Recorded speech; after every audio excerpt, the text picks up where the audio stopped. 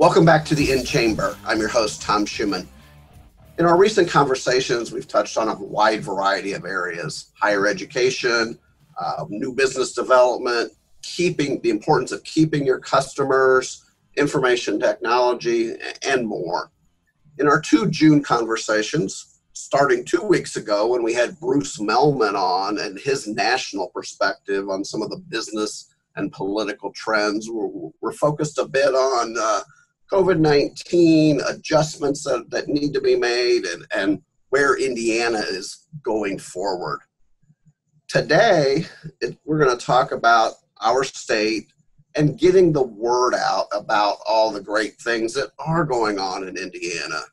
And if I can adapt an old phrase, I'll say, if I had a nickel for every time someone told me Hoosiers need to toot their own horn a little bit better, it's safe to say I'd have a lot of nickels. Can't say how many, but I'd have a lot. So the person in charge of the newest effort to do just that, to make sure we are communicating well to the rest of the world, is with us today. Elaine Bedel, Secretary and CEO of the Indiana Destination Development Corporation. Welcome to the In Chamber. Thank you, Tom. Happy to be here. Well, thanks so much. We appreciate your time. We are talking here in early June. We'll set that bit of a parameter as things seem to be changing, obviously, rapidly around us. But we'll start off with legislation passed in the 2019 General Assembly that created the IDDC. Again, that's the Indiana Destination Development Corporation. Now, I noted in getting ready for our conversation, the announcement of your appointment to your position came on October 31st of that year, more famously known for Halloween. So over these past 2.5 months of the current situation, have you thought at all about the irony of accepting this new position on October 31st? It has not escaped me. You are right, Tom. I feel like sometimes a black cat has crossed my path and I have a little bit of bad omen following me a little bit. But we just have to kind of pivot a little bit here, given things have changed. But it was an exciting time to be part of that big announcement and to talk about what the Indiana Destination Development Corporation has been set up to do. As you mentioned, it was to replace the Indiana Office of Tourism Development, but it has gotten a much broader mission at this point. Well, let's talk about that first 4+ months before the pivot that was required. So you begin work in November, preparing to launch a new state agency. Talk about the focus during that time, what some of the plans were, and what was being put into place at that point. Absolutely. Well, it's just like a startup business. I mean, you're starting with a clean slate and trying to figure out which direction you need to go first and how you start building the organization. It is a quasi-government agency, so very similar to the IEDC, the Indiana Economic Development Corporation, but there's also many other quasis in state government that a lot of people aren't aware of. The State Fair, for example, or the Indiana Housing and Community Development Association. Those are all quasi-government agencies as well.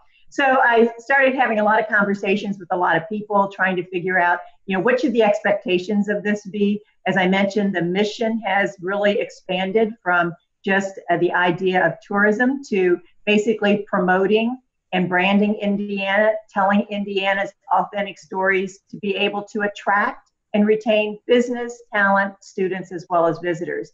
So looking at how do you take something brand new?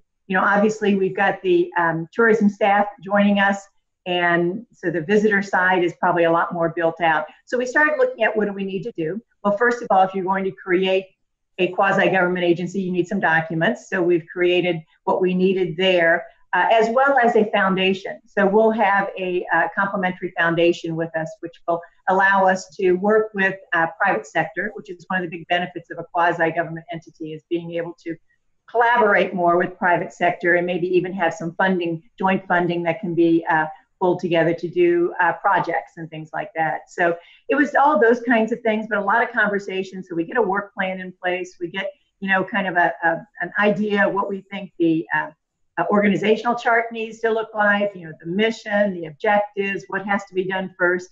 So it's all that kind of startup process that you need to go through. Elaine, you mentioned that mission expanding beyond the tourism. How quickly did that happen? And again, as it was going through the legislative process, that was certainly a bit of the perception that it was going to be tourism focused, but how quickly did it become bigger than that? Well, actually, that's what the legislation was all about. But it was the governor and the lieutenant governor who basically had some additional conversations before I entered the picture. And, you know, the governor had said he'd been looking at doing this for a couple of years.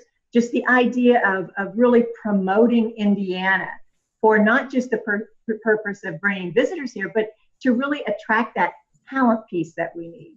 Often I've had conversations with CEOs who are trying to recruit talent, and it's usually their mid-level or senior level talent from somewhere outside of Indiana.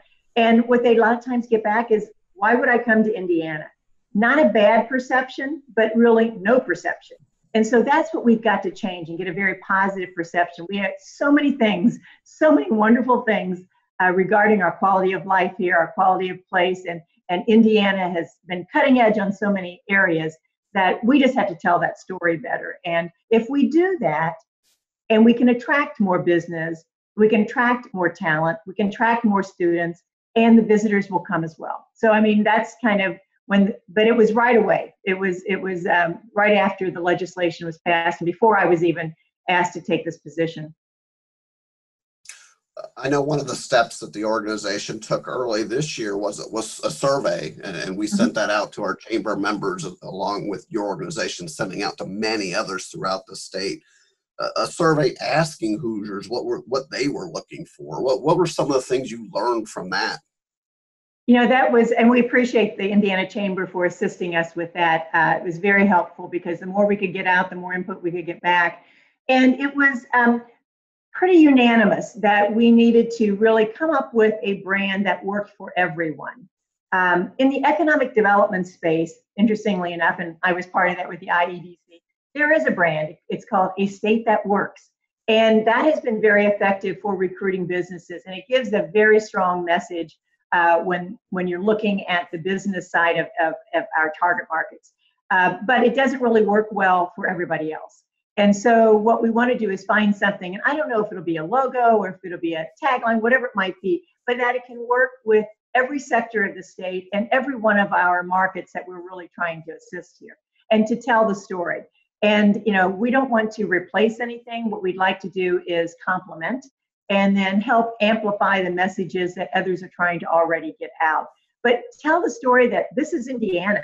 And, you know, some of these great assets that we have here are in Indiana. I mean, I know the governor has said this from the podium, and I'm sure you've heard him say it, that he was in a conversation, again, outside of Indiana, and someone said, Purdue, that's located in Indiana. Followed up with Notre Dame, that's in Indiana. And it's like, yes, those things are in Indiana. I think that's what sort of pushed the governor over the edge when he said, okay, this is definitely a problem when people don't recognize that those two educational institutions are here. I was in a conversation and someone said, that relayed to me that they were talking with, again, another person outside of Indiana. And they said to them, why are you talking about Eli Lilly? They're not located in Indiana, they're in New York. And it's like, no. So we've got some work to do. I thought that Purdue, Notre Dame, and Eli Lilly would fall in line pretty closely behind the Indianapolis 500 as being recognized as Indiana icons, so to speak. I know. You would think so, but that's not the case. Yeah. So let's get to mid-March, where the world changed for so many of us with COVID-19. Was there a particular point for you that said, okay, we've been working on this for 4.5 months, now we've got to shift gears? Was there a particular time that you can identify that really kind of changed the goals and or the mission a little bit of what you're doing? Absolutely. You know, I think when we recognized that we were in a pandemic, that this was serious and that the spread was quick, and that from a public policy perspective, things had to be changed. And unfortunately, closing down restaurants, people not going into hotels, not allowed to go to some of the venues, be they entertainment venues, movie theaters, whatever it is. For those small businesses, many times they're small, sometimes they're bigger, it was devastating. And obviously that's the industry that we're really trying to work with and promote. When you look at the idea that of the job losses, 42% of the job losses in Indiana are in the leisure and travel related sector. And so it is serious. And we started doing some surveys with Rockport Analytics, who has always done the economic impact for visitors. We said, okay, tell us what's happening here. And so we've done some weekly surveys that have been going out. We're in week 4 right now, and just kind of asking the business owners in the leisure and travel space, what's happening with you? And we literally had 42% respond that they have lost 80 to 100% of their revenue. I mean, it's just unthinkable. And, you know, of course, most of those probably restaurants, hotels, et cetera, you know, hotel occupancy rate just fell to very, very low numbers. We're seeing a little bit of comeback, but a lot of it in Indiana is because workers are needing hotels to stay in, not so much on the traveler side. And of course, when your venues can't open, it's been devastating. And you know, one of the other questions had a similar response of what percent had to lay off their employees or furlough employees. And again, we got a response of about 40% laid off 80 to 100% of their employee base. So you can understand why the unemployment claims have gone up so drastically, again, in the leisure and travel related space. So we knew at that point in time that we really had to kind of refocus and now look at how do we make sure that this very important quality of life industry can survive and then thrive. So what can we do to make sure that the state can be there to help when we can? And so we did pivot. It was a total pivot at that point. Elaine, you spent many years in business. You're your financial consulting firm, talking to clients, customers, others about uncertainty. How do we deal with uncertainty? You have a double dose of uncertainty, not only this unprecedented pandemic, but again, starting a new business, as you described, the Indiana Destination Development Corporation. I guess I'd phrase it the ultimate uncertainty. So how do you plan for the future when there's no clarity on what that future might look like? Well, I think those are excellent points. But I think you've got to keep this positive attitude. I mean, we will come out of this. We may lose some of our businesses. I think you've seen the announcements probably already of some restaurants that have chosen not to reopen again. And so we're going to lose some of it. But if you can see the innovation that's happening across the board, with a lot of them trying to figure out, okay, what do we do in this new environment that's probably going to be here for a while? Even if we find a vaccine, there's going to be people who are still going to be and should be cautious about going out. How can we make them comfortable? And so when you even look at somebody like Holiday World and Splashing Safari, you know, how do you have an attraction like that and keep social distancing? Well, they've gone to the idea that, you know, you don't stand in line for any of our rides. You make a reservation and we ting you or ding you when it's time to get in line, and you come then, and you stay social distance. So, you know, they're looking at better ways maybe than that they had done in the past to really operate their businesses. So I think with that innovation, the new influx of technology to help us along these ways can be positive. That you know, these attractions, these venues, restaurants, hotels, et cetera, will be able to operate under the new normal and will be able to thrive. And that's what we're hoping. You know, but we were looking at how can we help in these situations to make sure that they do. In early May, Governor Holcomb announced the formation of the Indiana Destination Recovery Council. I know that's just been about a month ago, but talk about the advantage of that. It appears maybe that's allowed you to bring even more voices to the table, some of those people on the front lines, and maybe work on how some of these adaptations that you just mentioned are going to take place. Is that a fair assessment? That's perfect, because what we needed to do was to figure out what does the industry need. And so we did bring together a group of individuals who are leaders in their different areas around the state, be it with restaurants or hotels or or attractions, destination marketing organizations, to say, okay, what is it that we need, and what is it that your attractions or your businesses need in your part of the state? And what we have done, and it was meant to be a hard-hitting, make some decisions here, short-term kind of council. So you're correct in that we met for the 4 weeks of May, and when I asked him to join me, I said, it won't be any longer than the end of June, but I need your expertise. And so we have come up with what we think is a great proposal to do several things that we've now passed on to the governor's Economic Recovery and Relief Task Force that is determining how to spend some of the money that came through the CARES Act down to the state. But we think that the plan that we have will help our consumers feel safe, first of all, help motivate them to get out and spend, as well as help market what Indiana has. And what we really have to start with first is our own Hoosiers, because no one is traveling too far. All of the surveys tell us we're not jumping on an airplane and going too many places. We want to drive with our family. We want to go somewhere, potentially outdoors, but somewhere that we feel that we can be socially distanced and still enjoy ourselves.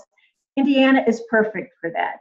And we need to get our Hoosiers out there willing to feel comfortable and then to spend again, and take away that barrier of fear that I might not, I might run into the virus somewhere. But if we've got all of our attractions and restaurants, et cetera, going through the entire list of CDC requirements, health department requirements, and meeting all of that, we want our Hoosiers to know that and understand that, so being able to communicate. Elaine, you mentioned earlier you came to this role after having been president of the Indiana Economic Development Corporation since 2017, that being one of those state agencies with that public-private setup and organization. How helpful has that experience at the IEDC been in the organizational efforts as you've looked to form this destination development business?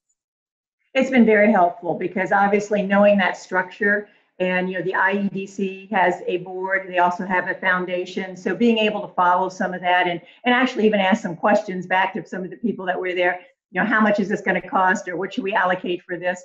It was very helpful. Obviously we're much smaller, we're starting from a few employees versus when it got started it had many more, but and maybe a little bit clearer objective. But I think that it was very helpful in having that experience, and knowing that you reach out to the public, you bring them in, and you form partnerships. And that's exactly what we want to do: form partnerships with our corporations, form partnerships with all the associations and destination marketing organizations, because we're all in this together, as we have heard. But it will help in developing our goals and our objectives, and then more so, it'll help with the implementation. And that's where we're going to have to be all hands on deck. How much will this organizational setup help with the funding? And I ask that question because one of I call it a frustration maybe that some have expressed in the past is that Indiana hasn't put enough money into its tourism and marketing efforts. Is this public-private partnership entity, is that going to be helpful in maybe approaching that aspect of the challenge? Well, I think in some cases, just as the IEDC used their foundation money from their partners to go to do the marketing and some of the things that they have to do that you don't want taxpayer money to be used for, and that's kind of what we'll look at as well with the partners that want to join us with this effort. But it's really going to be convincing the legislature this next year that attracting talent, which is really our focus, the attraction side is really what's important to the state to help our economy grow. And it's changing perception. So, we've got to get people outside of the state of Indiana to know what Indiana is all about, and change that perception from maybe neutral to very positive. So that when the CEO does call from an Indiana business and say, will you join me here? They say, I'd love to come to Indiana. That will be my gauge of success if we can get that done. So it's changing perception. It's all about attraction and retention, and the visitors as well. If somebody visits here and they have a great opportunity where they're here and they enjoy themselves, is what I'm trying to say, they're more likely to want to think about that job when the offer comes and say, you know what, I did enjoy Indiana and I do think it's a great state. So we have just got to promote ourselves from that perspective to change the perception out there. And I think we've got a great opportunity to do that. I think the quasi-government agency will help us be a little more flexible and be able to move in those lines already. Let's talk a little bit more about the talent part of the equation. The chamber's been making the case in recent years that we can do all the education and workforce upskilling that is necessary and that will be done, with our current people within the state. We can do all that, and we can do all that effectively, but we're still going to need to attract more people to be part of the Indiana workforce. And I think we've talked about that in the past, but if you would share some of your thoughts on that, the importance of that, why it's so critical, and some ways that hopefully we can achieve that. Absolutely. I think you're totally correct in that we need more people coming here to fill the great jobs that our businesses are creating. But one of the things that we have to understand there is when people look to come here and maybe to work in, let's say, the technology space somewhere, they now not only look at the company that's here that wants to hire them, they also look at what other companies are there in that same industry that my talents might be useful for if this one doesn't work out. I mean, they want to see more of a cluster, a larger cluster of their industry where their expertise may be needed. And so it's not just trying to convince that person to come here, it's also making sure that we've got the nucleus of businesses and the cutting edge businesses here that they want to be part of. So that's why it's attracting those kinds of businesses as well, by telling the story of the businesses we already have and getting them here for the life sciences, for the technologies, for the advanced manufacturing, and then making sure the talent understands that they're here. So it all plays in together, but you're absolutely right. We need more talent. We need to continue to upgrade the talent that we have, who are Hoosiers living here, but we need more talent. And so that other segment, that target market of students, is another opportunity to do that. Indiana is already number 2 in the list of bringing in inbound students, net inbound students from outside of our state. We have these students here. We're number 2 in the nation. So Pennsylvania's ahead of us, but we're number 2. We have those students here for 4 to 6 years. What we need to do is make sure they have a great experience in Indiana. Internships really help with that, obviously, but making sure they get off campus, see what the rest of the state is like. My son had the opportunity while he was in college to do a semester abroad in Scotland. So University of Glasgow brings all of their international students into Scotland like 2 weeks early for orientation. And what they do is they tour them around Scotland.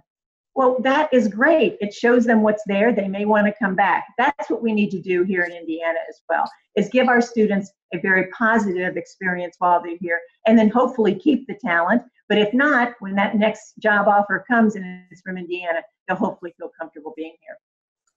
Elaine, one of the data points that I know you're familiar with is from the Chamber's Indiana Vision 2025 studies. And just to illustrate exactly what you talked about, we did release kind of a little bit of an interim report earlier this month in June. And the data point is about science and technology degrees. And just like you said, Indiana previously was in the top 10, and in the latest report, it's 13th in the country about conferring those degrees. The students are earning those degrees at a very high level. But then you look at the percent of the population, ages 25 to 64, who have those degrees, and we rank 40th. So again, whether it's brain drain, there's a lot of different factors, but that's just symbolic of the challenge that we all have to solve. Right. Exactly. And that's a combination of having the businesses here that can employ them, having them want to be here because they've had a great experience in Indiana. So it's exactly what the IDDC needs to attack and needs to hopefully work hard to get a good end.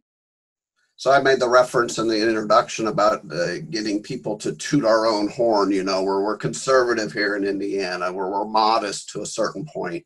The agency, the new agency, is going to be doing that. How do you get other people to help you do that?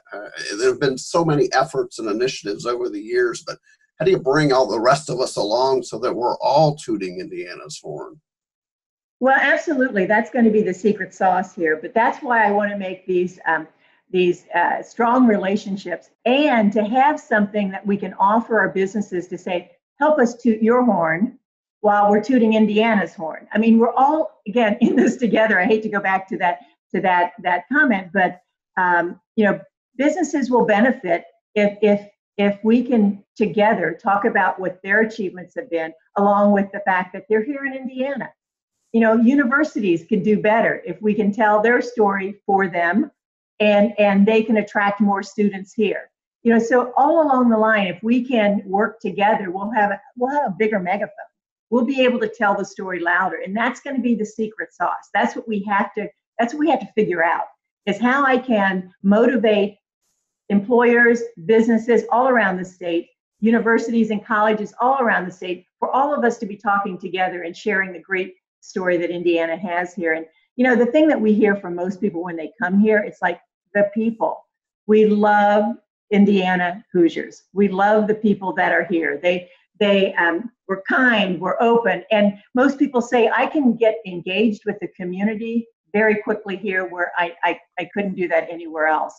And actually, while I mentioned that, we are going to do a whole video series on Hoosiers by choice, and just allow those people who've come here from somewhere else, who may be reluctantly for a job, but when they got here, they become our raving fans. They love Indiana and everything Indiana has to offer. And so we're going to let them tell their own story, little 90-second clips, and hopefully get those out there to tell others why someone is living here in Indiana. Sometimes it's us cradle Hoosiers that, we don't know what we've got in many cases. And so we're going to be doing that internal campaign as well, to make sure that our cradle Hoosiers have the appreciation that our Hoosiers by choice have.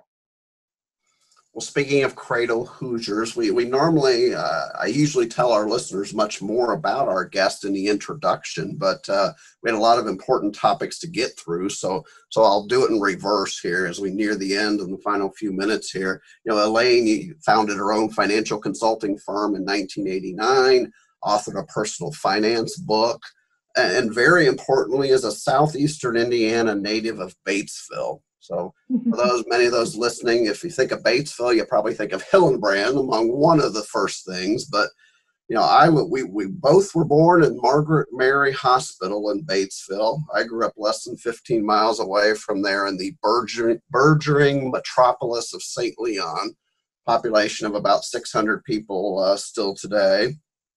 So we Southeastern Indiana products have to stick together. So that's a long way of me sharing a little bit of your background and asking you, when not working, when not advocating and building a new business, a new agency, what are some things, Elaine, that you like to do in your spare time? Oh, good question. Sometimes I wonder what happened to all that spare time. Spare time, yeah. Yeah, exactly. I like being active. So I like I try and run every day if I can. Doesn't usually happen, but I'm a runner, walker, hiker, ride bikes, but play golf. Enjoy playing golf very much. So I like the outdoor sports. I'm not I just can't sit down and read a book like a lot of people can do, but I listen to books. So I'm a big Audible fan. So while I'm out running or walking or whatever, I'm usually listening to something as well. I'm listening to your podcast in many cases along at those times as well. But yeah, as far as hobbies, I can't say that I've got a lot, but I probably have some that I don't even recognize are hobbies, but I enjoy the outdoor sports for sure, and sports in general. And we look forward to the return of more sports. Obviously, that's right. Been such a big impact and such a core of Indiana. Right. You talk Another part of the leisure and travel related industry is the sports that we have, and the Colts and the Pacers and the Fever and everyone else. And so it's another hard hit for our industry for sure. Elaine, my last question we ask everybody this year on the In Chamber is, and the question is, what does success mean to you? And you can think about that from a personal standpoint. You can think about it professionally, as we've spent much of the last 30 minutes or so talking about the challenge of building this new business, new agency. But when you kind of think back on it, what kind of defines success for you? Well, when I think about it from the Indiana Destination Development Corporation, success would be really having the state of Indiana being recognized by everyone outside of Indiana for all of the quality of life and quality of place assets that we have here and all the wonderful things that are going on here. And that Indiana becomes top of mind. And yes, they know where Indiana is located, first of all, and then they know all of the other attributes that we have. If we can get the public to say to us, Indiana, that's a great spot, that would be success. And I would feel very good about that. You know, it's you've got to sometimes break it down to having much smaller goals to accomplish to get to that lofty goal. But you know, that would mean a lot. It would mean a lot. So. Well, I think we all support you in that goal because it's just so important. Again, whether it's for the tourism angle, all everything you mentioned, talent, students, businesses, individuals, so right. Important in all those areas. Elaine, thanks so much for joining us today, sharing your insights, and best of luck going forward with the Indiana Destination Development Corporation.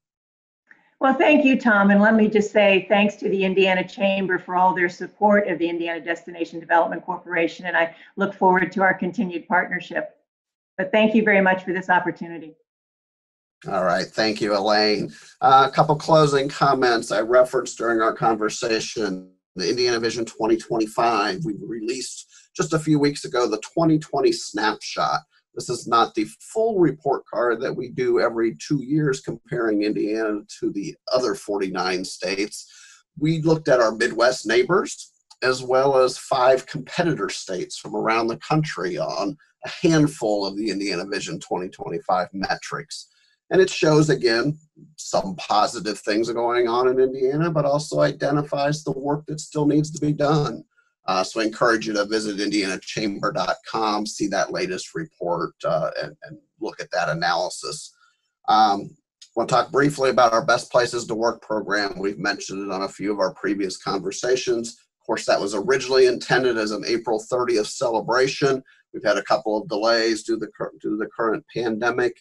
We will be presenting an all virtual celebration on August the 24th. So still a couple months away, but got an exciting program lined up. The winning companies will be able to participate in that virtually. They'll be able to gather their teams together and have access to the presentation of the awards. So again, a great event coming up on August 24th, celebrating 125 companies that are among the best places to work in Indiana. We thank you as always for listening to the In Chamber. We'll return with our next conversation in 2 weeks.